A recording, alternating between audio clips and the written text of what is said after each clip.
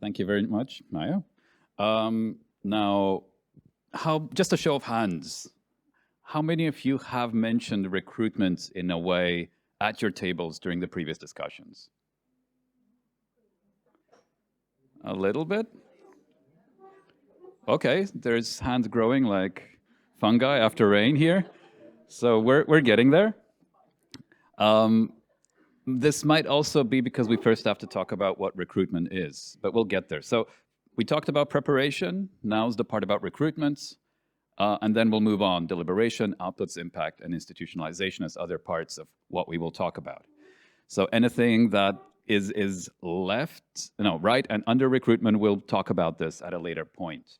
But what we aim to do with this particular workshop right now, first of all, demystify recruitment, because it sounds simple, but then once you try to apply it, you don't know where to start and what it all entails. So what are all of these elements?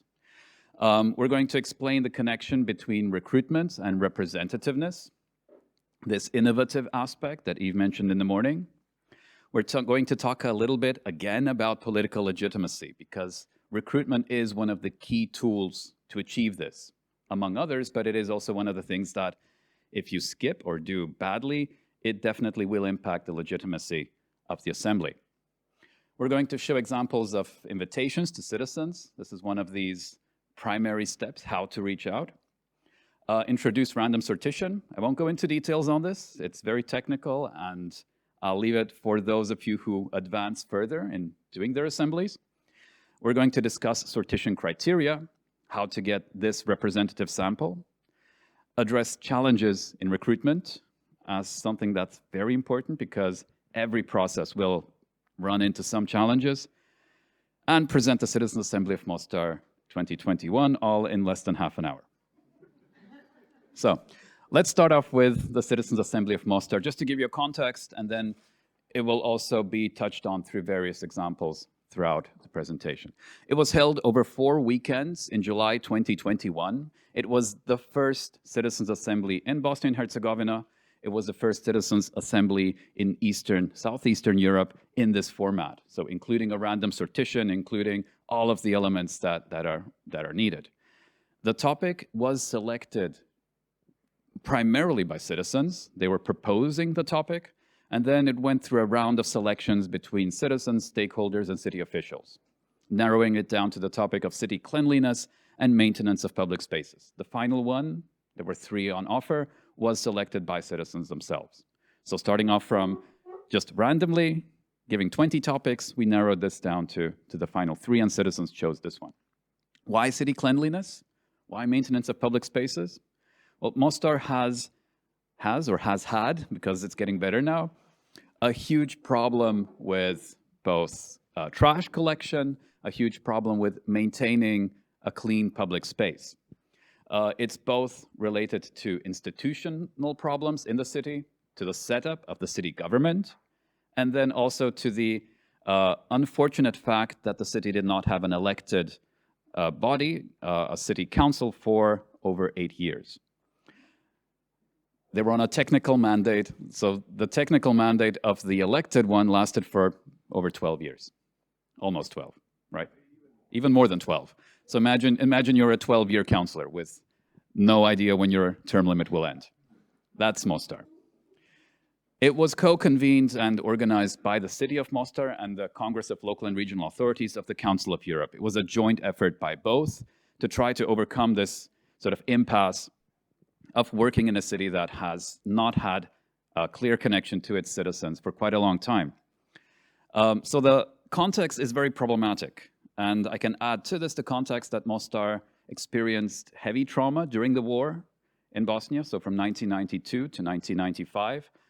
The front line ran right through the city, and there was huge mistrust between citizens of this city, between each other, with ethnic divisions, ethno-religious divisions being the primary cause. So what we had was 47 citizens randomly selected as a representative sample. I'll give examples on that in more detail when I move on. We had an implementation structure for the Citizens Assembly consisting of a design team. Basically, this was also Eve's partial job to take part in this, designing the structure and the format of the Citizens' Assembly, the coordinating team, which was also there to do all the technical issues a secretariat would do, and an oversight team composed of elected officials, civil society stakeholders, and citizens themselves to follow the process onward once the recommendations were made. The phases: learning, deliberation, feedback, and we had voting on all the recommendations. 32 were adopted in 5 thematic areas. So it was quite a broad list of recommendations. And what makes this a particular success story is that the City Council adopted an action plan to implement all of these recommendations. So all 32 were added to this implementation plan. Some have already been implemented, like very simple ones. Empty trash cans 2 times a day, not every 2 days, things like this. Others take more time, like reform the city administration to reduce corruption. Those are a bit more problematic. And there's a follow-up sort of trying to figure out also how well they're implemented and what's the implementation timeline. So it's not over when it's over, to put it that way. Now, I'll play a short video of it, just to give a sense of how this looked like and who was involved in all of this. Nope.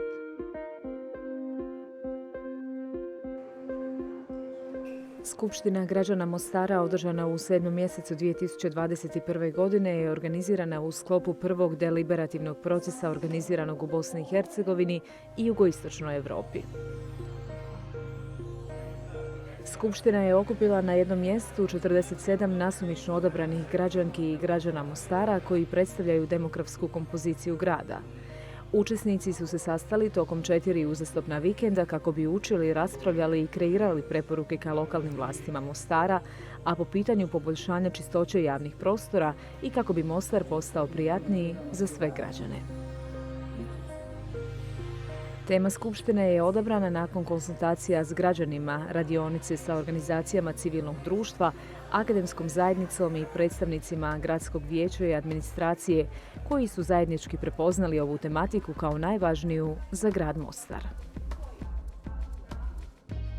Pravila i procedure Skupštine zasnovane na specifično izrađenoj metodologiji za grad Mostar su definirane u pravilniku koji je kreirao dizajn tim. Logistički aspekti Skupštine su organizirani od strane koordinacionog tima, dok je cjelokupan proces poštivanja pravilnika i rada Skupštine nadgledan od strane nadzornog tima. Ova 3 tima činila su upravljačku strukturu Skupštine. Članovi Skupštine imali su priliku da uče po pitanju teme od 15 međunarodnih i lokalnih eksperata i partnera koji su podijelili iskustvo i znanje uživo i online, dijeleći različite perspektive i prijedloge po pitanju teme. Također su saslušali o primjerima dobrih praksi drugih gradova u zemlji i regionu i dobili informacije od predstavnika gradske administracije. Nakon faze učenja, učesnici Skupštine su raspravljali u grupama uz stručnu podršku moderatora te su izradili preporuke u sklopu 5 tematskih cjelina. Predstavnici svih političkih stranaka u gradskom vijeću su imali priliku da daju svoje mišljenje po pitanju radne verzije preporuka. Gradonačelnik Mostara se također obratio Skupštini građana. U finalnoj fazi Skupštine građanke i građani su glasali i usvojili 32 preporuke koje su upućene ka gradskim vlastima. Kao odgovor na preporuke, Gradsko vijeće grada Mostara je na svojoj sjednici u 11. mjesecu usvojilo akcioni plan za sprovođenje preporuka. Skupština građana je istakla grad Mostar kao predvodnika deliberativne demokracije i kao pozitivan primjer koji je vrijedan pažnje. Dodatne informacije o procesu su dostupne na web stranici www.mostargradimo.ba. Proces je organiziran u sklopu projekta Razvoj demokratskog učešća u gradu Mostaru koji implementira Kongres lokalnih i regionalnih vlasti Vijeća Europe i koji je rezultat rada Kongresove grupe za refleksiju o Mostaru kao dio akcionog plana Vijeća Europe za Bosnu i Hercegovinu za period od 2018. do 2021. godine.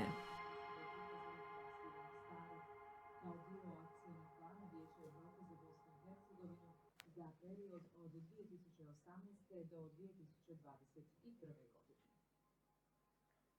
it was all in local language with subtitles. You can also find it online at the website of the Mostar project. I mean, I can also share that one if it's not already on some of the billboards over there. Nope, not again. Next slide. Okay, so you might have seen that the group in the room, also from your experience, it looks quite diverse. So we are less diverse here than what we've seen over there online on the presentation. But the question here, moving now to the topic of representativeness, and I'll come back to the Mostar example frequently, is why it is important to have this representative group of people in a room together. Well, the first and primary reason is legitimacy. When we think of how we select our governments today, it's basically by voting and giving them legitimacy through our vote. Now, if you want to have randomly selected citizens also be legitimate or considered legitimate, you basically need them to represent the population as closely as possible so that everyone can see that, okay, it could have been me. That person could have also been me. Maybe physically, maybe by gender, maybe by the topics that they sort of emphasize. In various ways, each of us have their own sort of primary identity, and you want to see that represented both physically, but also in the topics that are discussed, or the ways that the topics are discussed. The second one is diversity, because with diversity, you have sort of a picture of the entire, we call it target population. This can be a city, this can be a community, this can be the country. And with the diversity, you also get different opinions. So as Eve said, if it's only old white men sitting in a room, let them play cards, because there's not very much diverse opinions there, different opinions, different experiences. But if you have these different experiences in a room, you will also get to hear different opinions about the topics that are being discussed. Now, in Mostar, we tried to bring it together as, I don't know who came up with the city in a room example. One of us did, collectively, maybe. In one of the meetings, we tried to build a city in a room. You can call it a country in a room, community in a room, doesn't really matter, depends on what you're working with. The city in a room looked like this. So you have old people, young people, everyone in this group. And you might see a few of them with masks. This was because of COVID, because this happened in between two waves. We were always trying to deal with the issue of how do you bring people together under these circumstances. It worked, luckily. It went in summer in Mostar. Summers in Mostar are extremely hot. Apparently no COVID virus can survive that. So it really went more smoothly than we would have anticipated. And this is sort of the group in total. There's young people, was a retired university rector among them. There were people who were basically housewives for a very long time. There were students, there were bus drivers. So you had this very big diversity of backgrounds together. How do you achieve this? And this is the question that random sortition actually gives an answer to. So achieving representativeness is one of these first real challenges that organizers actually have to deal with. They have to select a random sample of citizens for their assembly. Up until then, most people who organize an assembly sort of work within their expertise. This is something that they know how to do. They know how to pitch ideas, they know how to frame questions for discussion, and then they need to bring citizens together. And that's where some of it becomes problematic. Now, the first thing to understand there is this difference between reaching out to citizens, trying to get them informed and at least willing to engage, and then using random sortition as a tool. Because random sortition is essentially a tool that you use to select among an already interested group.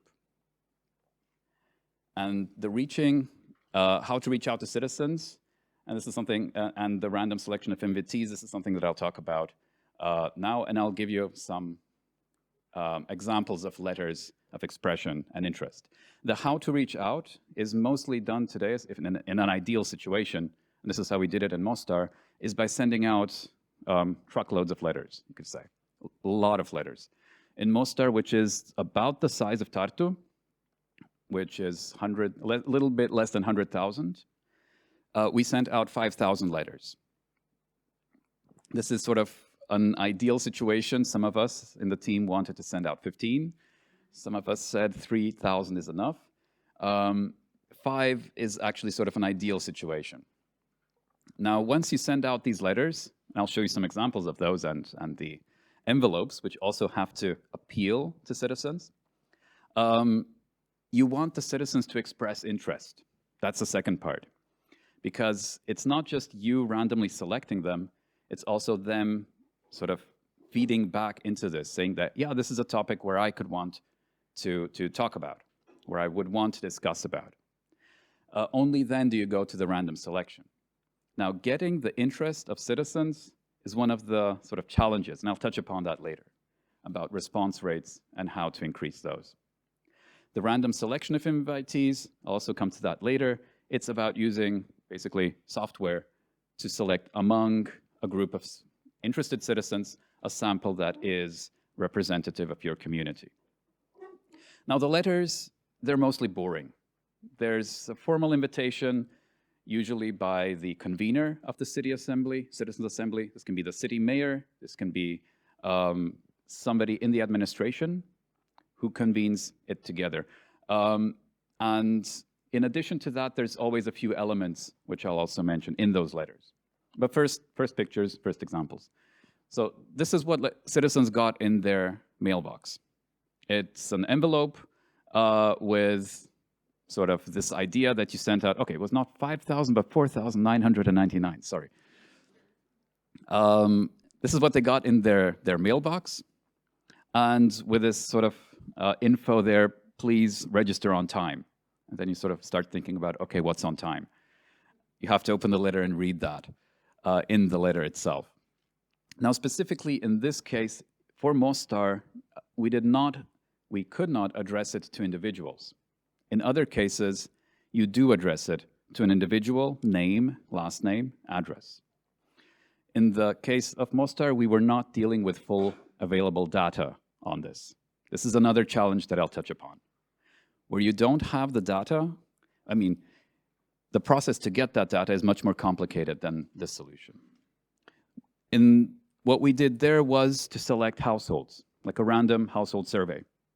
Selecting households based on the percentages of people living in each area of the city, and then sending the letters out, or delivering them to the door, basically, of these households. So each household got a letter like this. And the address, again, it looks like a boring letter, right? It doesn't tell you much. And it's signed, it gives this officiality in a way, and it tries to present some information about what the assembly is. There was also a sort of info booklet inside, and there was a registration form. This is for another assembly that I did on the level of the country of Bosnia and Herzegovina. Again, sort of same format. Here we added the date until when you have to apply on the envelope itself. Again, we did not have the data. It was basically inviting, again, households. And this one was financed by different people, so you can see them in the bottom, sort of counted up. This is another example from Mechelen in Belgium. Again, it's a lot of reading. And again, you have to have this information. Another example from Poznan. So however you try to design it, there's always this problem that you deal with a lot of text. And for citizens, sometimes that's an impediment to have to read through all of this. But you use bold letters to try to sort of emphasize some parts of this. Specifically here, does this have a pointer? No. Specifically here, right down in the last sentence, it's emphasized that you get 700 zloty if you participate. So that these incentives, they also have to be emphasized. And then you get people to apply. Now, what should be in these types of invitations? What should you include when reaching out to citizens? First, you need some information about the Citizens Assembly, what it's about, who's convening it. That's the major thing. Okay, who is inviting me? You should have at least some information about the topic. It doesn't have to be really precise, but the citizens need to know what they're signing up for. Some might be comfortable with discussing environment, but might not want to discuss abortion. And these two things, they need to be clear from the start. The dates of the assembly and location, if known, that's preferable to include it right from the start. If you don't have that, you can add a month or add in the summer, just to give a sense of when and also possibly where. The most important part is the information about recruitment and random selection, because this is something that is very difficult to explain in detail to citizens. But they do understand that participants will be randomly selected among those who apply. That much they do understand for the most part. We never had a problem with this. I don't know if any of you who have organized assemblies ran into problems with that. Sometimes somebody asks, okay, I signed up, why didn't I get invited? But then you usually explain that's the two-step process. Then possibly information about compensation, if this is one of the incentives that you'll be using. If you will use compensation, you have to add it right from the start in the letter, because it very much influences the response rate. I mean, response rates vary anywhere from 3 to 12%. So imagine if you send out 1,000 letters, you might get 300 response, 30 to 120 responses. That's not a lot. If you include compensation in the letter, it usually rises above 5, 6, 7. So it can double your response rate right from the start. It's not just about keeping people engaged and keeping them involved, but also getting them interested, to have that from the beginning. And then there's the crucial part of information, how to express interest and get involved. And there are various ways that you can do this, and try to be as broadly inclusive as possible. So if it's only via website, you might miss out on some people who are not technologically fully literate to do that. If it's just via sending it in by post, like back, you might miss out on young people who have never went to a post office or don't know where to hand in this piece of paper. You have to have different options there. Phone might be easier for someone who has visual impairment. Website might be more easy for someone who likes this sort of not having to be public about expressing this interest. So including various options to express interest is always a good way to do it, and any other relevant information. So for the Mostar Citizens Assembly, we gave some information about the topic, very little because we were still in the process of selecting it. We sort of knew the dates. I think we said summer, something like that in the invitation. There was information about recruitment and random sortition, very basic. Definitely information about compensating them to be part of the assembly. We had the possibility to express interest both via phone, via website, and via handing an envelope in at the city hall. So all three options were possible. And again, a lot of other relevant information, as you could have seen from the size or length of that letter. Now, that's the first step, having this group of citizens express their interest. Now, how do you then organize the random sortition after that? And this is where you have to ask these questions. Who is doing that? What are they doing, and when are they doing it? For the most part, the expertise in doing a random sortition, you cannot find it in any administration, any city administration. Those that have had more experience with organizing citizens' assemblies might have a dedicated secretariat who can do that. But any citizens' assembly starting out from a very with very little experience usually finds an external organization to do the random sortition for them. In our case, we went together with with Mostar, it was the G1000 that did that, basically. Eve did the random sortition. The other who was about collecting and creating this database of responses. I have to mention that as well. And here again, city administrations don't always have that expertise to collect and create a database and to clean the database. In the Mostar case, we used a public survey agencies, so public opinion survey agencies, who have that experience, also basically in delivering letters on a random, as a random household survey. So you might need external help on this when it comes to who. The what part, this should be clearly defined. So who is responsible for what? By delivering the letters, Eve didn't have to travel to Mostar to go door to door to deliver them, and got a more or less clean database. While the agency people, they did not have to worry about learning how to do random sortition or buying software or educating themselves in that. The when part is the last thing, and that's very, very important to have a schedule when what is planned, because the part about selecting the group of people can drag out for a very long time. In the case of Mostar, the longest part was actually creating this package for citizens, meaning the information letters, the sort of forms that they need to fill out, because we had the city and the Council of Europe involved, and both had to sign off. Both had to sort of give their okay to this. The more people you have, the more difficult it gets.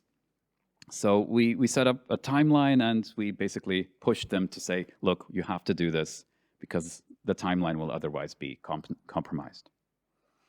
The fastest part is the sortition itself. This is what I'm going to talk about. Oh, first this one, the relevant information from interested citizens, because you need this for the sortition criteria. And to get the sortition criteria, basically you need to create, you need to have knowledge on what constitutes a best sample in the country. Just looking at my time, good. I have to go a little bit faster. Age, gender, socioeconomic status, residency, meaning part of the city, country where you live, education, language, this is then identity categories, language, be it ethnicity, be it religion, and any other criteria. So all of us come from different countries. Not all of these criteria apply everywhere. The age, gender, and socioeconomic status, they usually apply in every case. And then you can pick and choose. If it's a very small assembly in a community, you can sort of forget the residency part. If it is Mostar, which is an expansive city with both rural and urban areas, you also need that. And also the residency area affects sort of what you can expect from the city in terms of its commitment. Education is important, in some cases more than others. In the Mostar case, ethnicity was a key category that we needed to use to create a more diverse group of people that included both Croats and Bosniaks and Serbs and others who live in that city. Other criteria might be important in different cases. Now, how do you get to those criteria? You have to basically collect demographic data. And there's various sources which you can use. You can use it from statistics agencies, employment agencies, census data, anything that is as complete, as detailed, and as recent as possible, basically. The next step is to select thresholds for this. The easiest threshold is on gender, it's 50-50. If you want to include other gender as well, then it becomes more difficult. How do you select for that? For people, be it non-binary, non-defining, or something else. This is where it then becomes a bit more tricky to do this. Age is usually something that is available. Then you go into education, and this is where then it gets a bit more specific. How specific do you want to go? Do you want to include PhDs separate from university education? And so on and so forth. In some cases, you do not have this data. This is again a challenge that I'll come to. And after this was the job of the agency to create a protected, it has to be protected database. In the Mostar case, we hid the personal data of the individuals. Eve did not know the names of the people he selected. They were codes for him, numbers. This is something that's hugely important in the selection process itself. It creates sort of, first you can be transparent about it. So what we did, we basically live streamed this selection of the participants. And you can do that if you don't have the personal data online. In this case, in Mostar case, and also in the others I've been involved with, we always created 2 lists at least, 2 full lists of participants that are representative, and then we used a physical object to select among them. So in the first case, in the Mostar case, we used 2 numbers, which we drew out of a box. You can use colored balls or anything, basically. Throw a dart, something that's more or less physical and random. We don't like to use dice, by the way, because it introduces the idea of gambling into sortition, which, yeah, might paint a wrong picture. So this is what you end up with. Basically, a pretty random group of people who might have not met each other. They might have met each other. 2 were neighbors, by the way.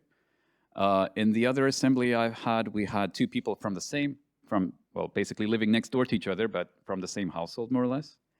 That might be the case. You might end up with that if not enough of one people criteria or one group apply. But the idea is that at least most or almost all of them do not know each other in advance. Challenges. This is the last thing. Low response rates among citizens. This is the key challenge, and it's a key challenge to the legitimacy of the assembly, of the representation.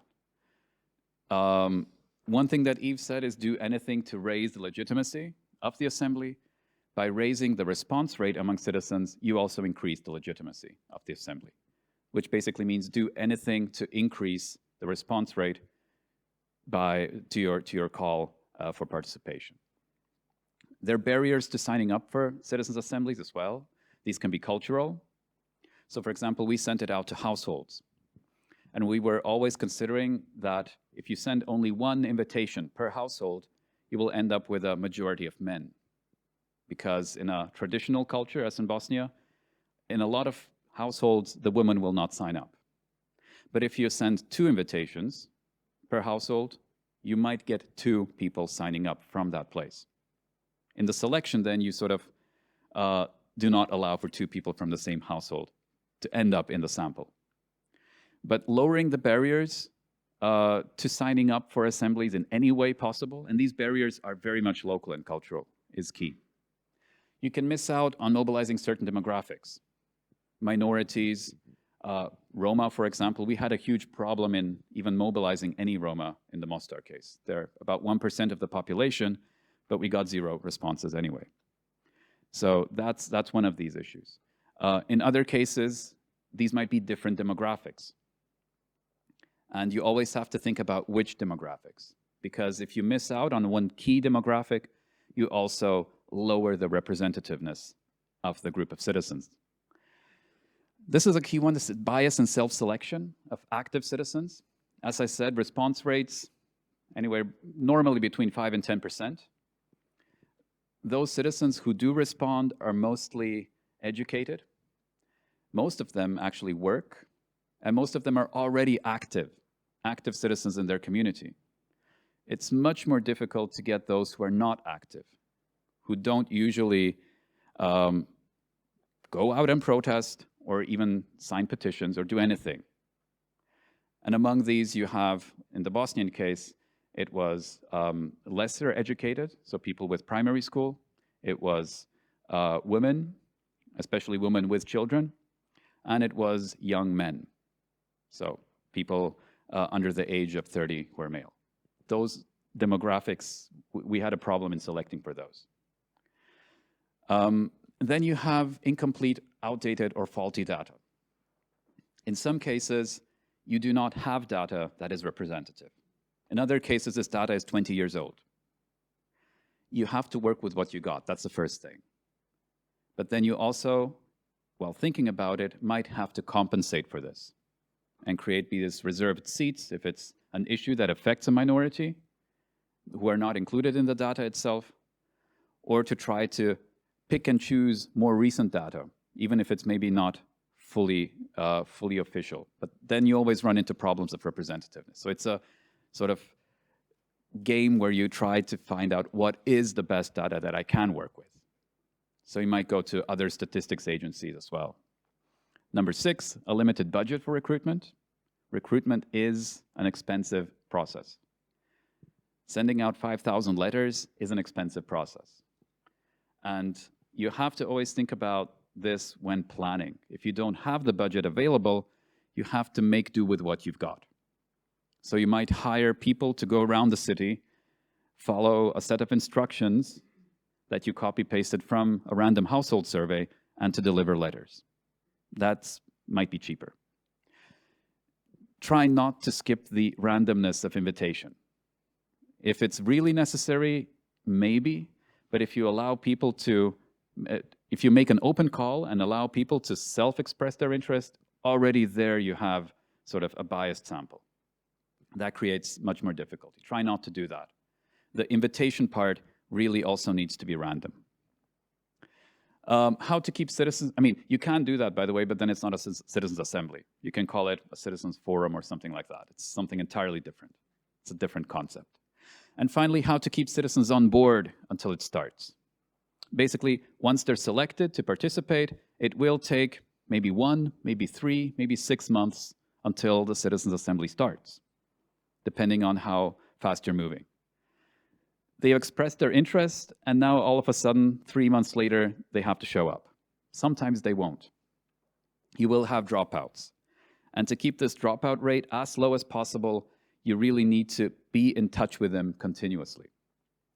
For the other citizen assembly I did in Bosnia, we had a person who was on the phone almost every day with at least 2 citizens. They were calling him for various reasons, sometimes just to talk, by the way. But also to be more informed about the topic as such. What we did not do in Mostar, for example, was to try to use this time to give them some prior education on the basic topics that they're going to discuss about. You can do that. You can sort of send them online lectures or online presentations by experts in that meantime. Use that space to keep them involved. If you do that, you get much more people in the room from that group that you selected than previously. Okay, moving on. Thank you, Damir. And really, applause.